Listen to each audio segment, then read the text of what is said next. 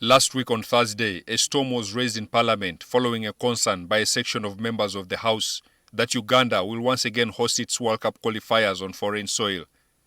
The concern was made even more legitimate by the fact that Uganda's opponents, Algeria, said they would not make the trip to Morocco because of the political tension between the two countries. Uganda's failure to host the games at home was based on the recent CAF report that the Mandela National Stadium in Nambole was not ready to host a match of World Cup qualification status by the time of its inspection last month.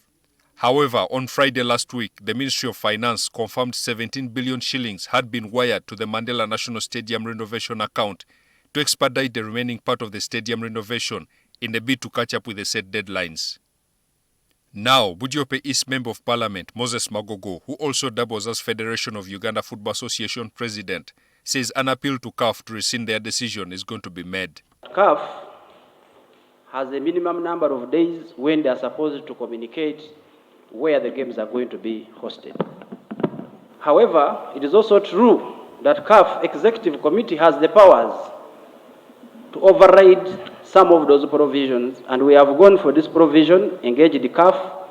Magogo also showed concern that the stadium renovation contractors, the UPDF Engineering Brigade, did not consult FIFA on the football technical requirements during the renovation.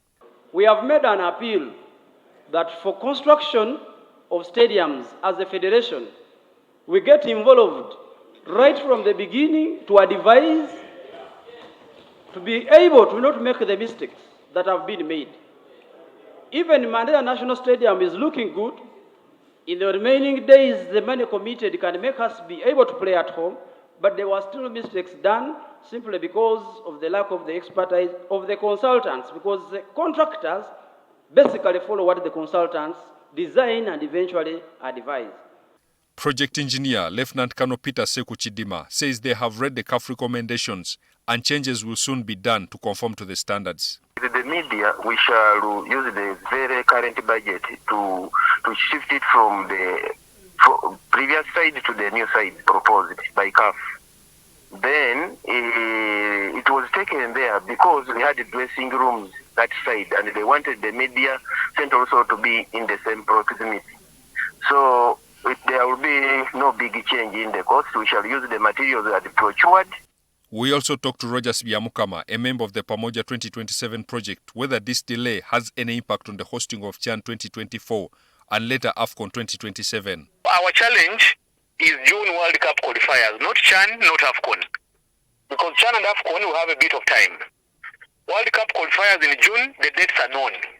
The story of the Nelson Mandela Sports Complex is what could make or break Uganda's ability to be part of the hosting countries for AFCON 2027. With final inspection coming up in January 2026 and no work so far started on the Hoima Stadium, Uganda being dropped from the hosting countries is a likelihood.